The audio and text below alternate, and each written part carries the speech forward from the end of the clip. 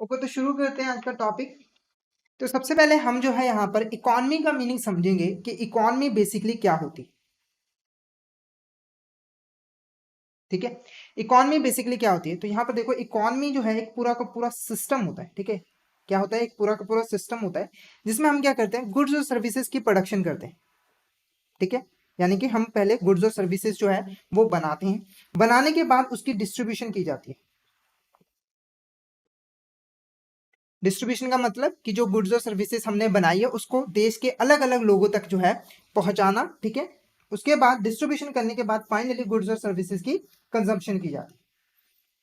Clear है आपको। Consumption में जो हमारे, जब हम लोगों तक सामान को पहुंचा देते हैं, गुड्स और सर्विसेज को पहुंचा देते हैं, तो वो जो है फाइनली गुड्स और सर्विसेज को कंज्यूम कर लेते हैं। ठीक है, तो ये तीन इंपॉर्टेंट एक्टिविटीज जो है इकोनॉमी में की जाती है, और तीनों एक्टिविटीज को ही एक साथ हम यहाँ पर क्या कह देते हैं, इकोनॉमी। क्लियर है आपको।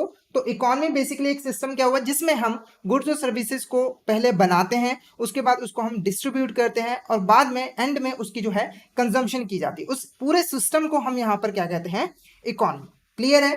उसके बाद बात उठती है कि इकोनॉमिक्स क्या है।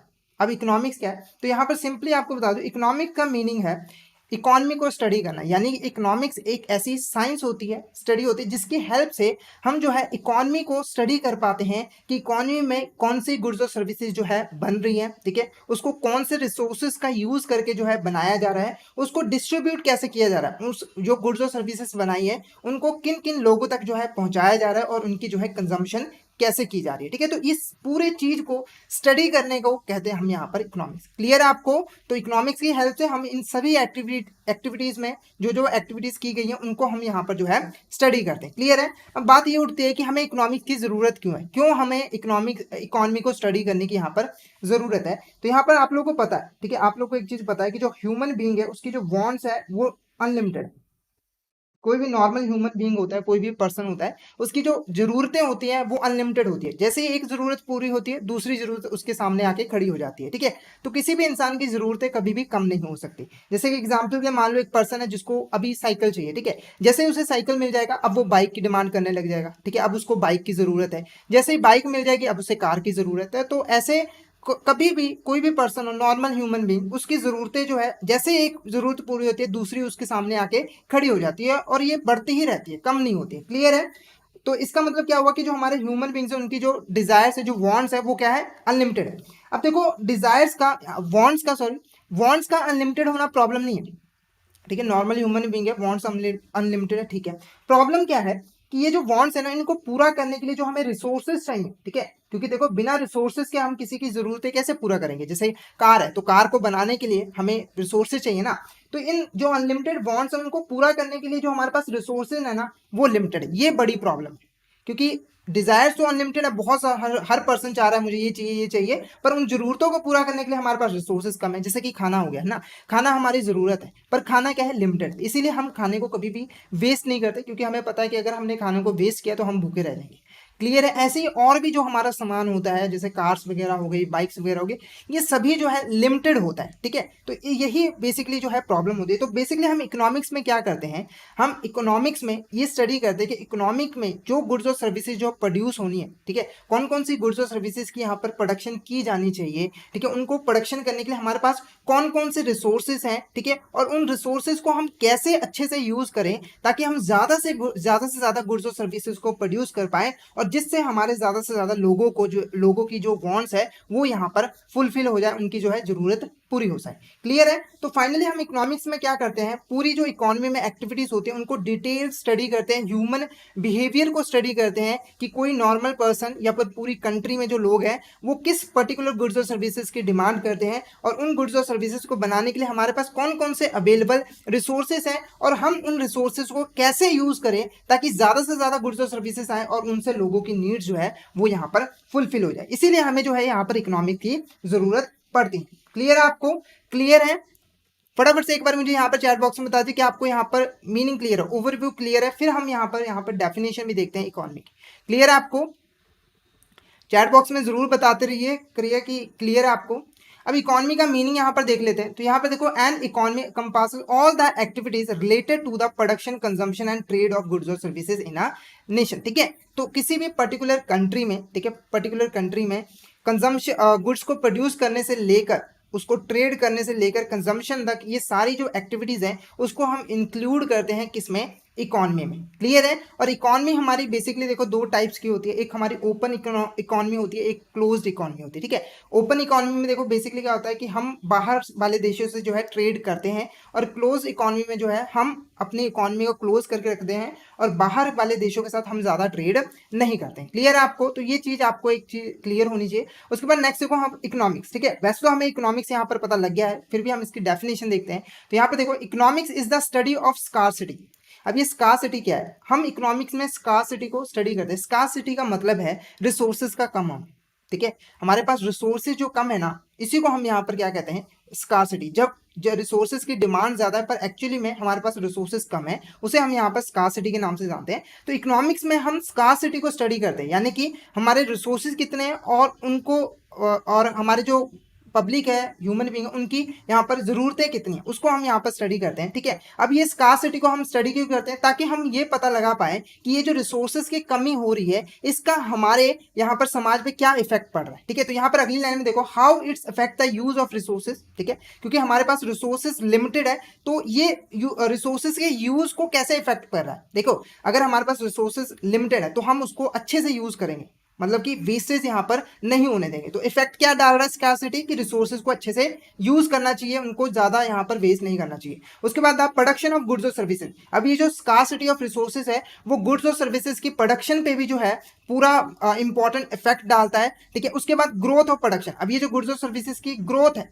जो हम प्रोडक्शन कर रहे हैं, उनकी जो ग्रोथ है उनके ऊपर भी यहाँ पर इंपॉर्टेंट इफेक्ट डाल रहा है। ठीक है। तो ये जो रिसोर्सेज की स्कार्सिटी है वो हमारे ओवरऑल इकोनॉमी पे काफी ज्यादा इम्पैक्ट डालता है, जिससे जो है हमारी इकोनॉमी जो है इनसे जो है आगे बढ़ती है। क्लियर है आपको। क्लियर है।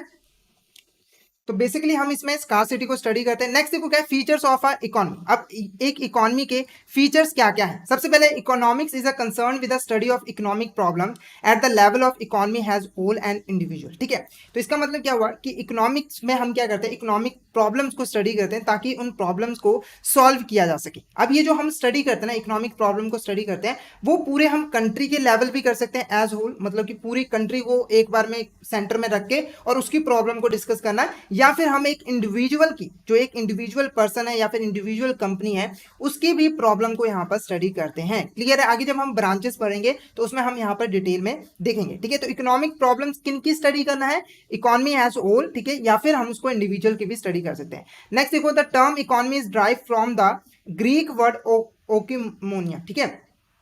तो ये इस वर्ड से बना है। ठीक है। तो अब ये जो हमारा दो वर्ड है ना, ओइकोमोनिया, ठीक है, ये भी दो वर्ड से आगे बना है। ठीक है। एक हमारा क्या है, oikos, which is commonly translated as home. ठीक है। ये जो हमारा ओइकोमोनिया है, ये दो वर्ड से मिलकर बना है। एक क्या है, oikos, which is commonly translated as home, and nemein. ठीक है। तो ये दो वर्ड से मिलकर बना है। इनका मेन मीनिंग क्या है यहाँ पर, हाउस होल्ड मैनेजमेंट। यानी कि ये जो दो वर्ड्स आपको दिख रहे हैं ना, इसका मीनिंग क्या है, हाउस होल्ड मैनेजमेंट। तो इसी से हमारा जो वर्ड है इकोनॉमी जो है वो ड्राइव हुआ है, क्योंकि इकोनॉमी का भी मतलब क्या है कि जो हमारे पास रिसोर्सेज हैं उनको अच्छे तरीके से मैनेज करना। क्लियर है। उसके बाद हम यहाँ पर आप डेफिनेशन देखते हैं, इकोनॉमी की जो डेफिनेशन है वो हम यहाँ पर देखते हैं। समय समय पे जो काफी सारे इकोनॉमिस्ट हैं उन्होंने इकोनॉमी की अलग अलग जो है डेफिनेशन यहाँ पर दी। मेनली हम यहाँ पर तीन डेफिनेशन, जो इंपॉर्टेंट डेफिनेशन है उसको हम यहाँ पर स्टडी करेंगे। सबसे पहले डेफिनेशन है हमारी Adam Smith definition. Adam Smith ने जो डेफिनेशन दी थी उसके अकॉर्डिंग इकोनॉमी का मेन पर्पस क्या होता है, वेल्थ को स्टडी करना। वेल्थ का मतलब जो हमारे पास पैसा वगैरह है। ठीक है। तो एडम स्मिथ के अकॉर्डिंग इकोनॉमी का मेन इकोनॉमिक्स का जो मेन पर्पस है वो क्या होना चाहिए, कि वेल्थ के बारे में स्टडी करना है, कि वेल्थ को कैसे हम जो है कमा सकते हैं, यानी कि प्रोड्यूस कर सकते हैं, और कैसे उसे हमें कंज्यूम करना है। तो ये जो एडम स्मिथ की डेफिनेशन थी वो सारी की सारी वेल्थ पे ही डिपेंडेड थी। इसने फोकस किया ज्यादा वेल्थ की प्रोडक्शन पे। ठीक है। और ताकि ज्यादा से ज्यादा लोगों की यहाँ पर जो है नीड्स को यहाँ पर पूरा किया जा सके।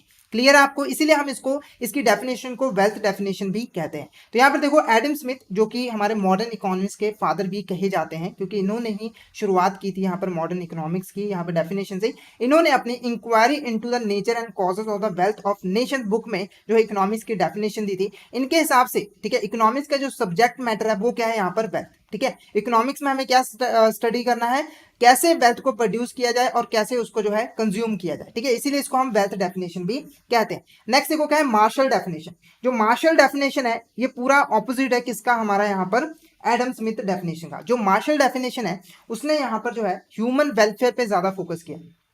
मार्शल जो इकोनॉमिस्ट थे उनका मानना था कि इकोनॉमिक्स का जो सब्जेक्ट मैटर होना चाहिए, जो इंपॉर्टेंट होना चाहिए, वो क्या है, एक इंडिविजुअल होना चाहिए। हमें जो है इंडिविजुअल की स्टडी करनी पड़ चाहिए इस इकोनॉमिक्स में, ताकि उसका जो है यहाँ पर वेलफेयर किया जाए। तो जो मार्शल है उन्होंने क्या यहाँ पर बोला था कि इकोनॉमिक्स एक ऐसी स्टडी है जिसमें हम, ठीक है, एक इंडिविजुअल जो ऑर्डिनरी कोर्स ऑफ बिजनेस में जो एक्टिविटीज करता है, जो वो नॉर्मली बिजनेस करता है, उसमें कौन कौन सी एक्टिविटीज वो करता है, कैसे करता है, उसे हमें स्टडी करना है, ठीक है। उन एक्टिविटीज को करके वो कैसे इनकम कमाता है और फाइनली वो उस इनकम से अपनी जरूरतों को कैसे पूरा करना है, ये मेन ऑब्जेक्ट होता है हमारा इकोनॉमिक्स का। क्लियर है। तो यहाँ पे देखो, economics is the study of human activities. जो ह्यूमन, नॉर्मल ह्यूमन बीइंग जो एक्टिविटीज कर रहा है उसे हमें स्टडी करना है in the ordinary course of business. Ordinary course जो वो नॉर्मली बिजनेस यहाँ पर कर रहा है, ठीक है, उसमें जो जो एक्टिविटीज वो परफॉर्म कर रहा है। It studies how man attains his income and how the utilize, मतलब कि कैसे वो इनकम को रिसीव कर रहा है और वो कैसे उसको जो है यूटिलाइज कर रहा है, उसका यहाँ पर पता लगा रहा है। नेक्स्ट देखो क्या है, अल्टीमेट पर्पस और objective of the economics is promote well being और वेलफेयर। इकोनॉमिक्स का मेन पर्पस क्या होना चाहिए यहाँ पर, कि हमें जो है ह्यूमन वेलफेयर को बढ़ावा देना है। हमें इकोनॉमी तो ग्रोथ करनी है, साथ के साथ जो हमारे यहाँ पर इंडिविजुअल्स हैं, जो पर्सन है, ह्यूमन बीइंग है, उनकी हमें ग्रोथ करनी है, उनका हमें ज्यादा से ज्यादा वेलफेयर करना है। तो इसमें देखो जो हमारा मार्शल डेफिनेशन है उसमें सबसे पहले ह्यूमन वेलफेयर की भी बात की गई, साथ के साथ इसने वेल्थ पे भी बात की, क्योंकि देखो ह्यूमन वेलफेयर करने के लिए हमें पैसा भी जरूरी है, पर इसने जो ज्यादा फोकस किया वो ह्यूमन वेलफेयर पे किया, कि हमें पहले ह्यूमन वेलफेयर देखना है, ठीक है, बाद में हम वेल्थ पे भी यहाँ पर फोकस करेंगे। क्लियर है आपको। इसीलिए हम इसको जो है यहाँ पर ह्यूमन वेलफेयर की डेफिनेशन भी कहते हैं, ठीक है। तो इसके ऊपर भी एमसीक्यू बन सकता है कि ह्यूमन वेलफेयर की जो डेफिनेशन है वो किसने दी है, तो वो हमारा आंसर देखो क्या होगा, मार्शल, ठीक है। क्या आंसर होगा यहाँ पर हमारा, मार्शल। क्लियर है आपको। नेक्स्ट देखो यहाँ पर रॉबिन्सन डेफिनेशन, ठीक है। अभी रॉबिन्सन डेफिनेशन जो है वो डेफिनेशन है स्कार्सिटी की। ये एक्चुअली में बताता है कि इकोनॉमिक्स में इकोनॉमिक्स का मेन काम क्या है, स्कार्सिटी को स्टडी करना, ठीक है। इसके अकॉर्डिंग क्या है कि जो हमारे ह्यूमन बींग्स हैं उनकी ज़रूरतें ज़्यादा हैं, पर उनको पूरा करने के लिए हमारे पास जो है रिसोर्सेज कम है, इसीलिए हमें जो है यहाँ पर जो स्कार्सिटी है ना उसको स्टडी करना है, कि कितने हमारे पास रिसोर्सेज हैं, हम उसका कैसे यूज़ कर सकते हैं, ताकि जो हमारे लोग हैं, जो हमारे ह्यूमन बींग है, उनकी ज़्यादा से ज़्यादा यहाँ पे ज़रूरतों को पूरा किया जा सके, ठीक है। तो इसीलिए इसको हम स्कार्सिटी ऑफ डेफिनेशन भी कहते हैं। अब डेफिनेशन में क्या कहा गया है, तो यहाँ पर देखो, according to Leonard Robinson, economics is the science which studies human behaviour as a relationship between ends and scarce means which have alternative users, ठीक है। तो इकोनॉमिक्स एक ऐसी साइंस है जिसमें हम क्या करते हैं, ह्यूमन बिहेवियर को स्टडी करते हैं।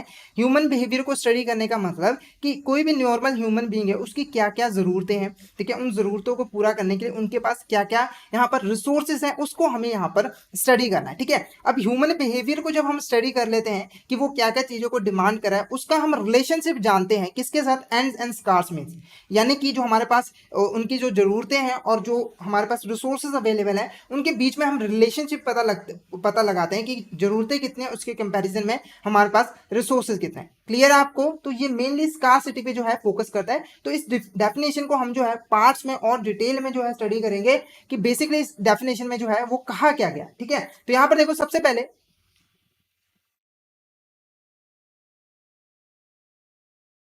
ओके तो सबसे पहले देखो डेफिनेशन में बोला गया है कि जो वांट्स है वो अनलिमिटेड है, ठीक है। जब हम ह्यूमन बिहेवियर को स्टडी करते हैं तो हम देखते हैं कि जो नॉर्मल ह्यूमन बीइंग है उनकी जो वांट्स है वो क्या है, यहाँ पर अनलिमिटेड है। जैसे डेफिनेशन में एक वर्ड था ना हमारा यहाँ पर एंड, ठीक है, आपने देखा होगा एंड, ठीक है। एंड का मतलब क्या होता है यहाँ पर, वांट्स। क्लियर है। तो हमारे जो वांट्स है वो क्या है, अनलिमिटेड है। नेक्स्ट पॉइंट में बोला था यहाँ पर मीन्स, ठीक है, the means to satisfy human wants are limited. Means का मतलब है रिसोर्सेज, यानी कि जरूरतें ज्यादा है, एंड ज्यादा है, पर उसको पूरा करने के लिए पास जो हमारे पास रिसोर्सेज यानी कि जो मीन्स है वो हमारे पास यहाँ पर कम है। उसके बाद देखो next, resources are not only limited but have alternative uses, ठीक है। तो यहाँ पर प्रॉब्लम यहीं पे खत्म नहीं होती है, हमारे पास रिसोर्सेज लिमिटेड है, ये एक प्रॉब्लम है। उसके बाद इन रिसोर्सेज के अल्टरनेटिव यूजेस है, मतलब कि हम हमारे पास जो रिसोर्स है, मान लें आपके पास पैसा है, ठीक है, आपके पास 50,000 रुपए, तो आप उसको ना अलग अलग कामों के लिए यूज कर सकते हो, तो ये भी एक प्रॉब्लम है। ठीक है, आपको डिसीजन मेकिंग करनी जरूरी है कि मुझे अपना पैसा कहाँ पर जो है लगाना चाहिए। जैसे आपके पास 50,000 रुपए है तो आप उससे जो है यहाँ पर एक बाइक भी खरीद सकते हो, ठीक है, इसकी जगह पे आप घर का कोई फर्नीचर खरीद सकते हो, खाना खरीद सकते हो, कुछ भी खरीद सकते हो, ठीक है। तो ये जो रिसोर्सेज हैं इनके अल्टरनेटिव यूजेस होना, ये भी जो है एक इंपॉर्टेंट यहाँ पर प्रॉब्लम होती है जिसको स्टडी करना यहाँ पर जरूरी होता है, ठीक है। इसमें हम देखते हैं कि बेस्ट यूज कौन सा है, जो बेस्ट यूज होगा हम वहां पे रिसोर्सेज को यूज करेंगे। नेक्स्ट देखो, we have to make choice. अब क्योंकि रिसोर्सेज के अल्टरनेटिव यूजेस होते हैं तो हमें यहाँ पे चॉइसेस करने पड़ते हैं कि हमें अपना पैसा कहाँ भी खर्च करना है, ठीक है। यानी कि रिसोर्सेज का मतलब सिर्फ पैसा नहीं होता, मैं एग्जांपल ले रहा हूँ, ठीक है। हमारे अपने पैसों को कहाँ पे हम खर्च करें ताकि ज्यादा से ज्यादा हमें जो है यहाँ पर बेनिफिट पहुंचे। क्लियर है आपको? क्लियर है? तो ये हमारी कुछ इंपॉर्टेंट डेफिनेशन थी इकोनॉमिक्स की। नेक्स्ट हम यहाँ पर पढ़ेंगे ब्रांचेस ऑफ इकोनॉमिक्स, ठीक है। ब्रांचेस कौन कौन सी हमारी इकोनॉमिक्स, तो इकोनॉमिक्स में हम इकोनॉमी को स्टडी करते हैं, ठीक है। तो इसीलिए जो हमारी इकोनॉमिक्स है उसको हमने दो पार्ट्स में यहाँ पर डिवाइड किया है। क्यों किया है वो हम जब डेफिनेशन पढ़ लेंगे फिर आपको क्लियर हो जाएगा, ठीक है। तो इकोनॉमिक्स की मेनली जो है दो ब्रांचेस होती हैं, एक हमारी होती है यहाँ पर माइक्रो इकोनॉमिक्स और एक हमारी होती है यहाँ पर मैक्रो इकोनॉमिक्स, ठीक है। तो यहाँ पर देखो हमने जब डेफिनेशन पढ़ी थी तो एक चीज हमने देखी थी कि हम यहाँ पर जो स्टडी करते हैं, जो हमारी ह्यूमन बिहेवियर की स्टडी करते हैं, तो हम एज अ नेशन भी करते हैं। पूरे एक इंडिया, जैसे इंडिया की एग्जाम्पल ले लो, तो हम इंडिया की प्रॉब्लम्स, उसकी डिमांड्स, उसकी जरूरतें, रिसोर्सेज है उसके पास कितने अवेलेबल, उसके हम जो है स्टडी करते हैं। या फिर हम एक इंडिविजुअल की भी स्टडी करते हैं कि एक इंडिविजुअल की क्या क्या डिमांड्स है, उनके पास क्या क्या रिसोर्सेज है। उसी लिए हमने इकोनॉमिक्स को जो है दो ब्रांचेस में यहाँ पर डिवाइड कर दिया। अब ये दो ब्रांचेस जो है इन्हीं दो एक्सपेक्ट को जो है स्टडी करते हैं अलग अलग तरीके से। क्लियर है आपको? क्लियर है? तो यहां पर देखो सबसे पहली ब्रांच कौन सी है हमारे यहाँ पर, माइक्रो इकोनॉमिक्स। अब ये माइक्रो इकोनॉमिक्स देखो क्या होता है, बेसिकली जब हम इकोनॉमिक्स में किसी पर्टिकुलर इंडिविजुअल, ठीक है, इंडिविजुअल कंपनी, कोई इंडिविजुअल ह्यूमन बीइंग, ठीक है, या फिर किसी इंडिविजुअल फॉर्म, उसको हम स्टडी करते हैं। यानी कि उसकी क्या क्या डिमांड्स हैं, क्या क्या उसकी जरूरतें हैं, उनके पास क्या क्या रिसोर्सेस हैं और वो अपने रिसोर्सेस को कैसे यूज कर रहे हैं, उसको जब हम स्टडी करते हैं तो उसे हम यहाँ पर क्या कहते हैं, माइक्रो इकोनॉमिक्स। क्लियर है? जैसे मान लो एक यहाँ पर कंपनी है, ठीक है, यहाँ पर कंपनी है राम लिमिटेड, ठीक है। तो जब हम इस राम लिमिटेड की प्रॉब्लम्स कि इसको क्या क्या चीजें चाहिए, ठीक है, इसके पास क्या क्या रिसोर्सेज अवेलेबल हैं, ठीक है, उन रिसोर्सेज को कैसे यूज करेंगे, ठीक है, सिर्फ राम लिमिटेड की हम स्टडी करेंगे तो उसे हम यहाँ पर क्या कहेंगे, माइक्रो इकोनॉमिक्स। तो यहाँ पर देखो micro economics is a concern with the behaviour of individual entities, ठीक है। इसमें हम इंडिविजुअल एंटिटीज के बिहेवियर को जो है स्टडीज करते हैं, such as markets, firms and household, ठीक है। ये कोई एक सिंगल परिवार भी हो सकता है, एक कंपनी भी हो सकती है, एक फॉर्म भी हो सकती है, एक पूरी की पूरी मार्केट भी हो सकती है। नेक्स्ट देखो, micro economic studies how household and firms make decision to allocate limited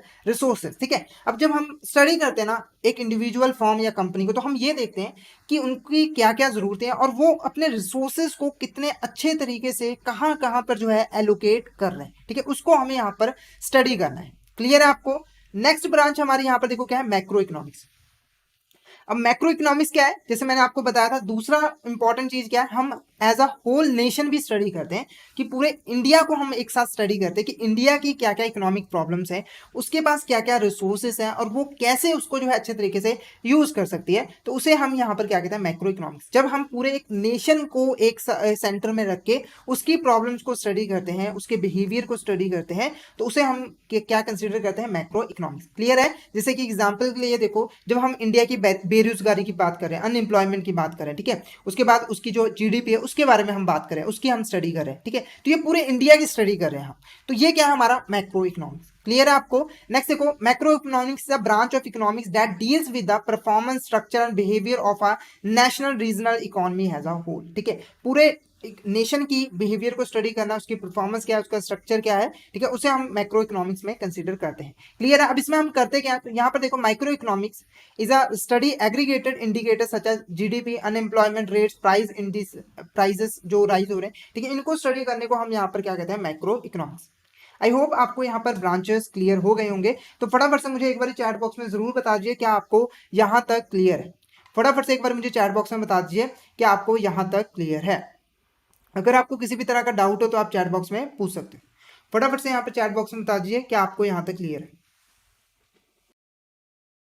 okay, next देखते हैं हमारा यहाँ पर fundamental questions in economic organisation, या फिर आप इसको फंडामेंटल प्रॉब्लम्स भी कह देते हैं, जो कि हर एक कंट्री की जो इकोनॉमी होती है उसको यहाँ पर फेस करनी पड़ती है, ठीक है। अब ये कौन कौन से हमारे फंडामेंटल प्रॉब्लम्स है या फिर फंडामेंटल क्वेश्चंस है, वो हम यहाँ पर देखते हैं, ठीक है। तो यहाँ पर देखो, जब भी कोई इकोनॉमी होती है, कोई भी कंट्री होती है, तो उसको 3 इंपॉर्टेंट डिसीजंस लेने होते हैं, ठीक है, जिनके बेस पर वो जो है अपना काम स्टार्ट करती है। वो आप 3 इंपॉर्टेंट डिसीजंस कौन से हैं वो हम यहाँ पर देखेंगे। सबसे पहला डिसीजन देखो क्या है, what commodities are produce and in what quantities. क्योंकि हमारे पास रिसोर्सेस लिमिटेड है, ठीक है। अगर हमारे पास रिसोर्सेस लिमिटेड ना होते ना, फिर हमें ये सब प्लानिंग करने की जरूरत नहीं होती। रिसोर्सेस उठाया और प्रोड्यूस किया, चल हो गया, ठीक है, नहीं तो वेस्ट गया, कोई बात नहीं। पर क्योंकि हमारे पास रिसोर्सेस लिमिटेड है, तो इसीलिए हमें सोच समझ के यहाँ पर काम करना पड़ता है। तो सबसे पहले हमें ये डिसाइड करना पड़ता है कि कौन सी कमोडिटीज जो है हमें प्रोड्यूस करनी चाहिए, कौन सा हमें सामान जो है यहाँ पर बनाना चाहिए। क्या हमें कंज्यूमर गुड्स ज्यादा बनानी चाहिए, कंज्यूमर गुड्स जो कि कंज्यूमर कंज्यूम करते हैं, ठीक है, खाने वाली चीजें हो गई,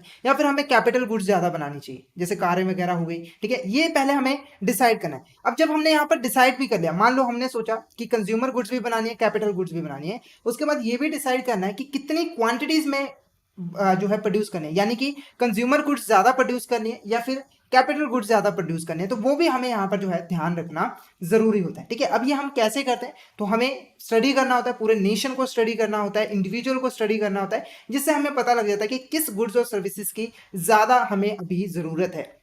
अगर कंज्यूमर गुड्स की है तो हम ज़्यादा फोकस करेंगे कंज्यूमर गुड्स पे, अगर कैपिटल गुड्स की ज़्यादा जरूरत है तो हम कैपिटल गुड्स पे फोकस करेंगे। क्लियर है। उसके बाद नेक्स्ट देखो क्या है, हाउ टू प्रोड्यूस, ठीक है। दूसरा क्वेश्चन आ जाता है, जब हम डिसाइड कर लेते हैं ना कि हाँ हमें ये गुड्स प्रोड्यूस करनी है, अब बात उठती है कि हमें प्रोड्यूस कैसे करना है। प्रोड्यूस करने का मतलब कि हमें अब टेक्नोलॉजी कैसे यूज़ करनी है, कौन सी टेक्नोलॉजी का यूज़ करके हम जो है यहाँ पर जो है प्रोड्यूस करेंगे। जैसे एग्जाम्पल के लिए मान लो कि जैसे हमारे जो ऑटोज रिक्शाज वगैरह चलते हैं ना, तो वहाँ पर देखो कुछ ऑटो रिक्शा जो है वो पेट्रोल से भी चलते हैं, कुछ गैस से भी चलते हैं, ठीक है। तो वो टेक्नोलॉजी हमें यहाँ पर डिसाइड करनी है। ऐसे ही जब हम कोई सामान प्रोड्यूस करते हैं तो हमें भी एनर्जी वगैरह की ज़रूरत होती है, ठीक है। तो हमें डिसाइड करना है कि हमें ये जो एनर्जी वगैरह वो कैसे यूज़ करना है, हमें ज़्यादा लेबर इंटेंसिव टेक्निक्स यूज़ करनी है या फिर हमें नई नई मशीनों का यूज़ करके जो है गुड्स और सर्विसेज को प्रोड्यूस करना है। तो टेक्निक भी हमें यहाँ पर जो है ध्यान रखनी है। क्लियर आपको। तो यहाँ पे देखो, it refers to how society will organise its scarce resources for maximum efficiency. It refers to technology to be used in production, ठीक है।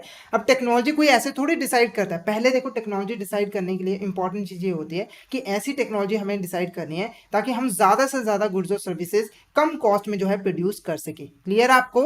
अगर हमें लेबर का यूज़ करके ज़्यादा बेनिफिट हो रहा है तो हम लेबर को यूज़ करेंगे, अगर मशीनरी का यूज़ करके ज़्यादा हो रहा है तो हम मशीनरी को यूज़ करेंगे। नेक्स्ट देखो, home to produce. Home to produce का मतलब जैसे हमने यहाँ पर गुड्स और सर्विसेज आप बना ली, अब फाइनली देखो क्या करना होता है, फाइनली अब हमें उसे पहुंचाना होता है लोगों तक। अब जो गुड्स और सर्विसेज हमने बनाई है, हमें ये डिसाइड करना है कि ये गुड्स और सर्विसेज हमें किसके पास पहुंचानी, ठीक है, किन लोगों के पास पहुंचानी है, ठीक है। जो हमने अभी गुड्स बनाई है, पुअर लोगों को ज़्यादा गुड्स देनी है या फिर हमें रिच लोगों के पास गुड्स और सर्विसेज पहुंचानी है, तो ये भी चीज़ हमें यहाँ पर डिसाइड करनी होती है। तो ये हमारे 3 इंपॉर्टेंट फंडामेंटल जो है रूल्स होते हैं, जो कि क्वेश्चंस होते हैं, जो कि हमें डिसाइड करने होते हैं जब भी हम गुड्स और सर्विसेज को बनाना स्टार्ट करते हैं, ठीक है। तो आई होप आपको यहाँ पर क्लियर हो गया होगा। उसके बाद नेक्स्ट वो क्या है, यहाँ पर टाइप्स ऑफ इकोनॉमी, ठीक है। अब हमने यहाँ तक सीख लिया कि इकोनॉमी होती क्या है, ठीक है, और इकोनॉमिक्स क्या होती है, कैसे हम उसको स्टडी करते हैं, सब कुछ हमें पता है, रिसोर्सेज लिमिटेड है। अब फाइनली हम टाइप्स ऑफ इकोनॉमी जो है स्टडी करेंगे। अब टाइप्स ऑफ इकोनॉमी का मतलब क्या है, तो देखो हर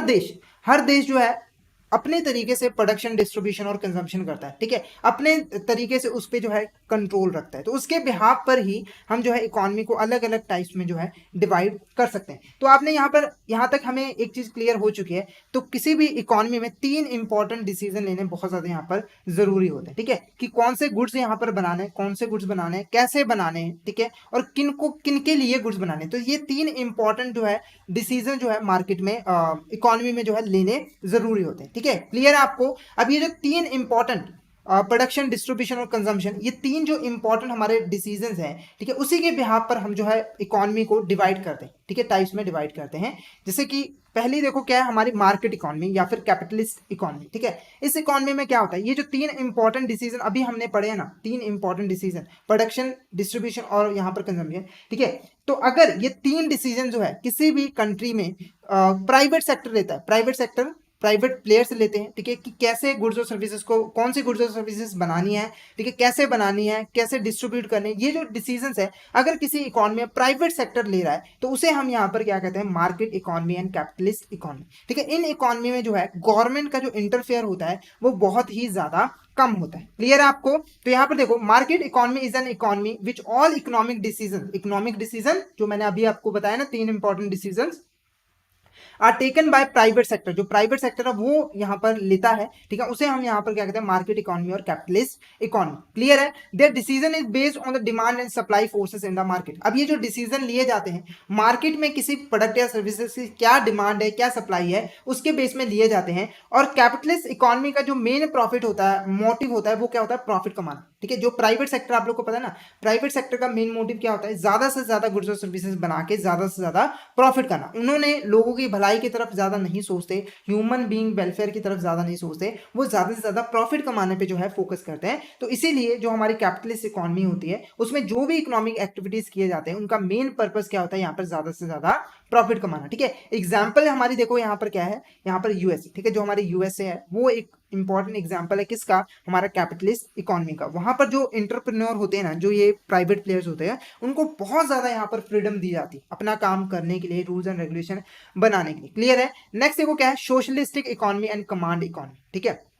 अब ये सोशलिस्टिक इकोनॉमी है, नाम से आपको पता लग रहा है कि सोसाइटी, मतलब सोसाइटी के लिए कुछ करना, ठीक है। तो यहाँ पर देखो ज्यादा फोकस किया गया प्रॉफिट पे, तो हमारे जो लोग हैं, सोसाइटी के लोग हैं, उनके वेलफेयर पे ज्यादा यहाँ पर ध्यान नहीं दिया गया। क्लियर है आपको? अब उसको ही इंश्योर करने के लिए सोशलिस्टिक इकोनॉमी का जो है यहाँ पर कॉन्सेप्ट ले आएगा।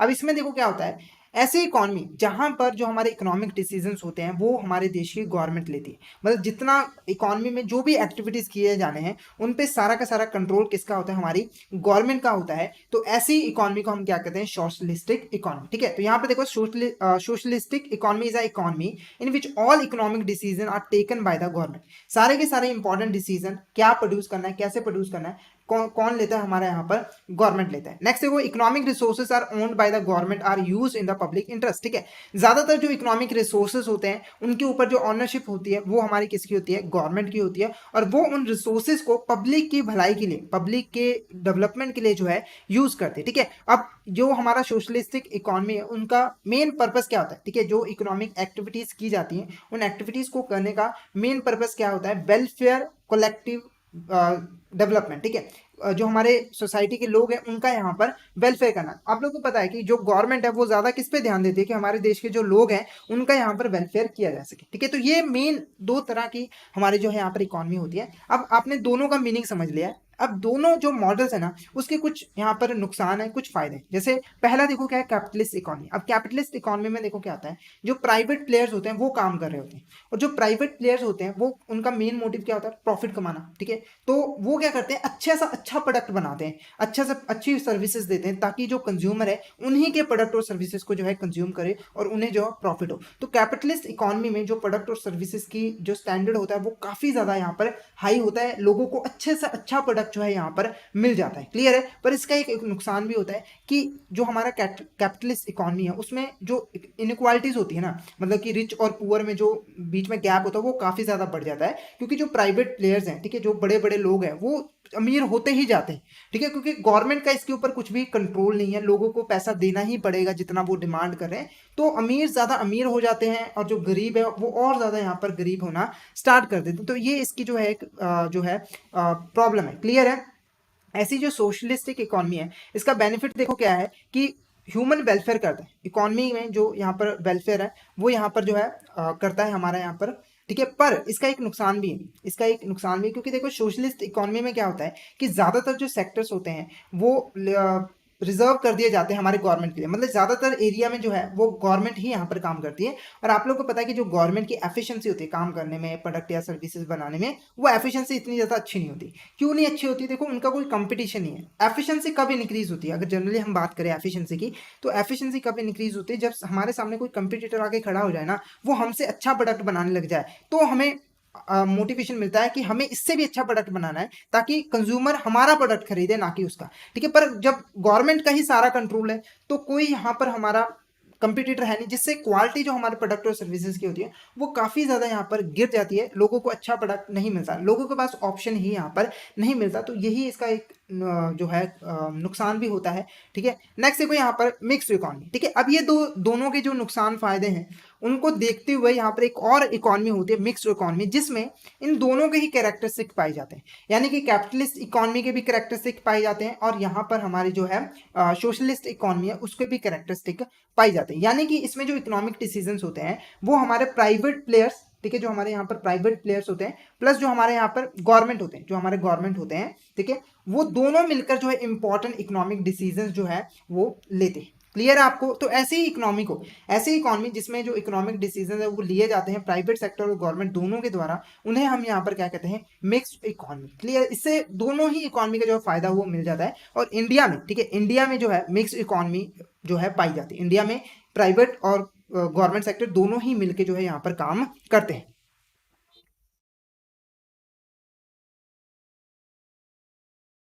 आप हमारा टेलीग्राम चैनल ज्वाइन कर लीजिए, उस पर आप मैसेज कर दीजिए, आपकी क्वेरी जो है सोल्व कर दी जाएगी, जो भी प्रॉब्लम है लॉगिन की वो ठीक हो जाएगी।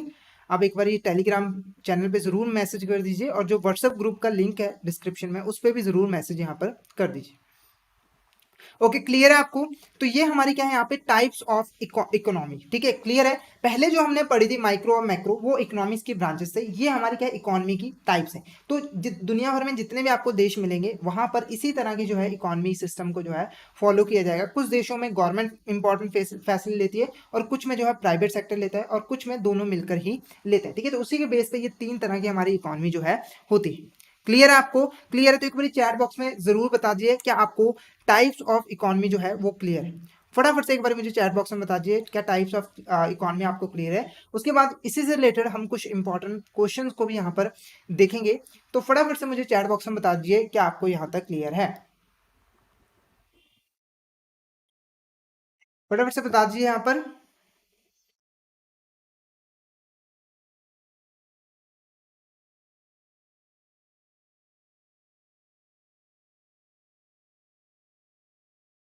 किसी भी तरह का डाउट हो तो आप पूछ सकते हो।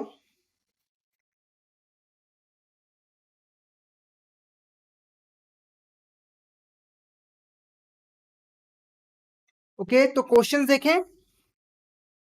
तो क्वेश्चन देखते हैं। फर्स्ट क्वेश्चन है यहाँ पर बहुत ही सिंपल सा क्वेश्चन है। Adam Smith definition is known as, जो एडम स्मिथ ने यहाँ पे डेफिनेशन दी थी उसको हम किस डेफिनेशन के नाम से जानते हैं? क्या वो वेलफेयर डेफिनेशन है, क्या वो वेल्थ डेफिनेशन है, या फिर स्कार्सिटी डेफिनेशन है?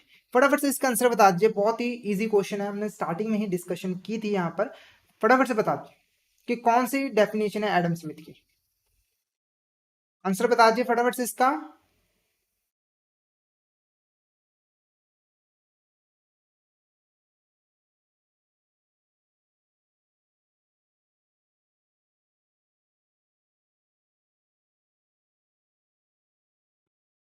फटाफट से इसका आंसर बता दीजिए, इसका आंसर क्या रहेगा? तो यहाँ पर देखो जो एडम स्मिथ की डेफिनेशन थी उसको हम वेल्थ डेफिनेशन भी कहते हैं। ठीक है, जो एडम स्मिथ ने डेफिनेशन दी थी उसमें मेन फोकस किया गया था कि जो इकोनॉमी का मेन काम क्या है, वेल्थ पे फोकस करना, कैसे वेल्थ बनाया जाता है, कैसे उसे कंज्यूम करना जाता है, उसको स्टडी करना। ठीक है, तो यहाँ पर ऑप्शन बी, ठीक है, यहाँ पर जो ऑप्शन बी है ये हमारा क्या है, करेक्ट आंसर है, वेल्थ डेफिनेशन। क्लियर है आपको? जिन्होंने डी बोला था क्या आपको क्लियर है? एक बार चैट बॉक्स में जरूर बता दीजिए, वेल्थ डेफिनेशन। सेकंड क्वेश्चन देखो, in Lionel Robinson economics definition what is the meaning of end? ठीक है, जो हमने रॉबिन्सन की डेफिनेशन पढ़ी थी तो उसमें दो वर्ड्स थे, एक था हमारा यहाँ पर एंड और एक था मीन्स। ठीक है, उसमें से एंड का मीनिंग बता दीजिए, एंड का मीनिंग क्या था? क्या वो रिसोर्सेज थे, क्या वो वांट्स थे, या फिर गुड्स थे, या फिर सर्विसेज थे? फटाफट से इसका आंसर बता दीजिए, इसका आंसर क्या है? रॉबिन्सन के डेफिनेशन में वर्ड एंड का मतलब क्या था? फटाफट से इसका आंसर बता दीजिए।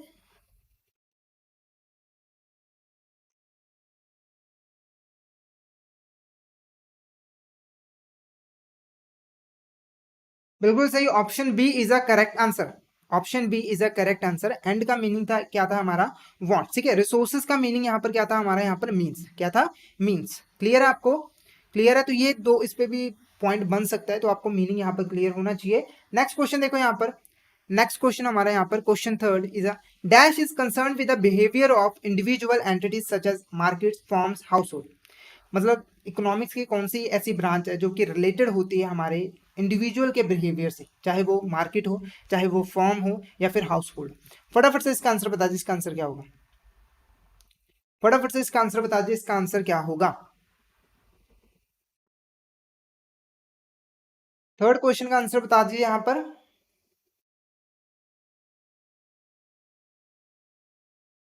बिल्कुल सही, option C, option B, sorry, option B is a correct answer, micro economics. ठीक है, माइक्रो इकोनॉमिक्स जो है वो इंडिविजुअल के बिहेवियर को जो है स्टडी करता है, उनकी क्या डिमांड्स हैं, क्या रिसोर्सेज हैं उनके पास। Next question, the most fundamental economic problem is, इसमें से कौन सी ऐसी प्रॉब्लम है जो कि मोस्ट फंडामेंटल प्रॉब्लम है, ज्यादा जरूरी प्रॉब्लम है हमारी इकोनॉमी की? फटाफट से इसका आंसर बता दीजिए, इसमें से कौन सी मोस्ट फंडामेंटल इकोनॉमिक प्रॉब्लम है? ठीक है, तो हमने इकोनॉमिक प्रॉब्लम के बारे में डिस्कशन ऑलरेडी किया हुआ है। तो क्या वो सिक्योरिटी है, क्या वो हेल्थ है, क्या वो स्कार्सिटी, क्या वो स्कार्सिटी है? फटाफट से यहां पर आंसर बता दीजिए, फटाफट से आंसर बता दीजिए, इसका आंसर क्या होगा?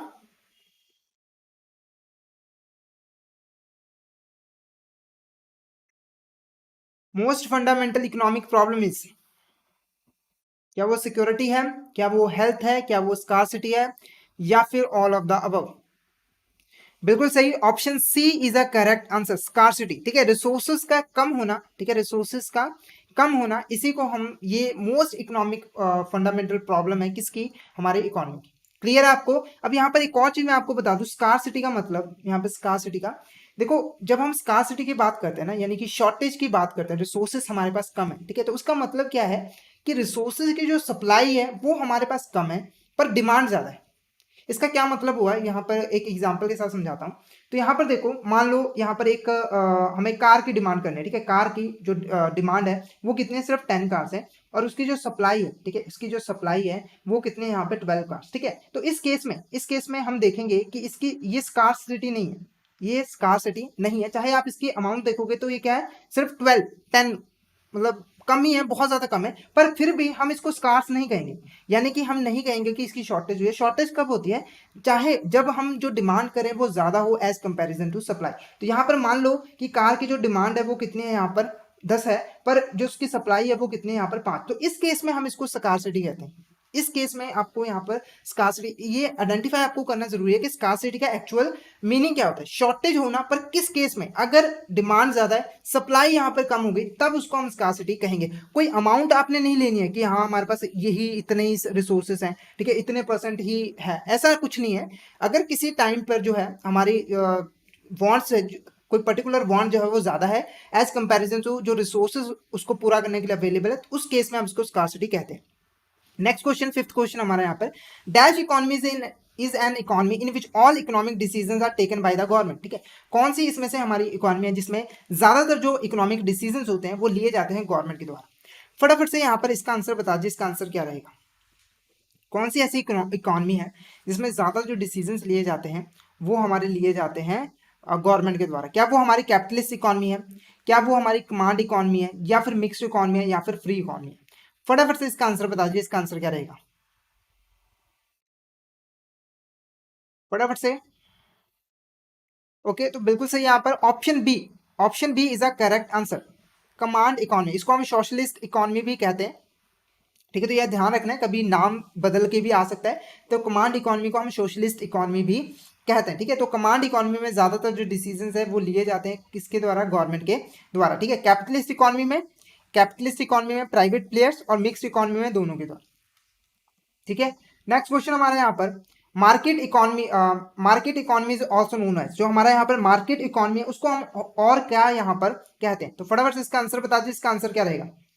मार्केट इकोनॉमी को और किस नाम से यहाँ पर हम जानते हैं? फटाफट से इसका आंसर बता दीजिए, इसका आंसर क्या है? क्या वो कैपिटलिस्ट इकोनॉमी है, क्या वो कमांड इकोनॉमी है, या फिर मिक्स्ड इकोनॉमी है, या फिर फ्री इकोनॉमी? तो फटाफट से इसका आंसर बता दीजिए, इसका आंसर क्या रहेगा? फटाफट से बता दीजिए यहाँ पर। बिल्कुल सही, option A is a correct answer, इसको हम यहाँ पर कैपिटलिस्ट इकोनॉमी के नाम से जानते हैं। ठीक है, नेक्स्ट क्वेश्चन है यहाँ पर, seven question, which of this statement is not correct regarding market economy? इसमें से कौन सी हमारी जो स्टेटमेंट है वो करेक्ट नहीं है regarding the market economy? Market economy का मतलब यहाँ पर हमारा, ठीक है, मार्केट इकोनॉमी का मतलब हमारा कैपिटलिस्ट इकोनॉमी। क्लियर है आपको? तो ये चीज आपको ध्यान रखनी है। तो यहाँ पर देखो, पहला, market economy is an economy in which all economic decisions are taken by private sector. तो ये स्टेटमेंट हमारे बिल्कुल यहाँ पर करेक्ट है, ठीक है। नेक्स्ट देखो, there decision is based on the demand and supply forces in the market. ये जो मार्केट हमारी मार्केट इकोनॉमी होती है उसमें ज्यादातर जो फैसले लिए जाते हैं वो डिमांड और सप्लाई के द्वारा ही लिए जाते हैं, ठीक है। तो ये भी स्टेटमेंट हमारे यहाँ पे ट्रू है। नेक्स्ट देखो, there is a motive behind every economic activity. यहाँ पर प्रॉफिट लिख लेते हैं, ठीक है। जो भी हम इकोनॉमिक एक्टिविटी करते हैं उसको करने का मेन मोटिव क्या होता है हमारा, यहाँ पर ज्यादा से ज्यादा प्रॉफिट कमाना। तो ये भी स्टेटमेंट हमारी ट्रू है। नेक्स्ट देखो, economic resources are owned by the government are used in the public interest. जो हमारे इकोनॉमिक रिसोर्सेज होते हैं, ठीक है, उसको हम यूज जो उसके ऊपर जो ऑनरशिप होती है वो हमारी गवर्नमेंट की होती है और उसको हम यूज करते हैं पब्लिक इंटरेस्ट के लिए, यानी कि पब्लिक के वेलफेयर के लिए। तो ये स्टेटमेंट हमारी क्या है, गलत है, क्योंकि ये चीज तो हमारी सोशलिस्ट इकोनॉमी में होती थी, ठीक है। तो option D is a correct answer. Option D is a correct answer.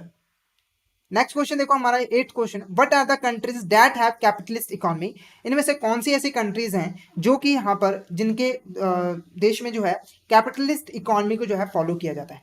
फटाफट से इसका आंसर बता दीजिए, इसका आंसर क्या है? क्या वो हांगकांग है, या फिर सिंगापुर है, या फिर यूनाइटेड स्टेट्स है, या फिर ऑल ऑफ द अबव? फटाफट से इसका आंसर बता दीजिए, इसका आंसर क्या रहेगा? इनमें से कौन सी ऐसी कंट्री है जहां पर कैपिटलिस्ट इकोनॉमी को जो है फॉलो किया जाता है? फटाफट से इसका आंसर बता दीजिए, फटाफट से इसका आंसर बता दीजिए।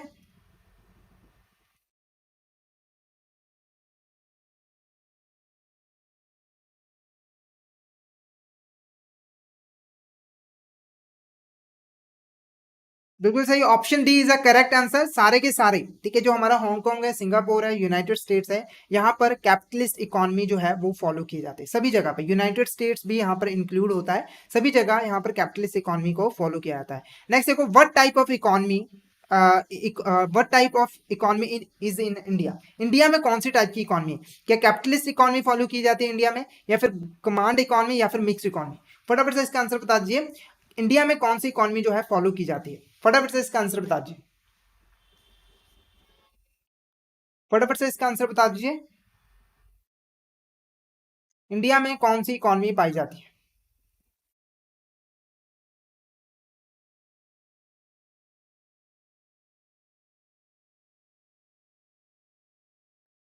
बिल्कुल सही, यहाँ पर जो ऑप्शन सी है, mix economy is a correct answer, ठीक है। इंडिया में जो है वो मिक्स इकोनॉमी यहाँ पर पाई जाती है।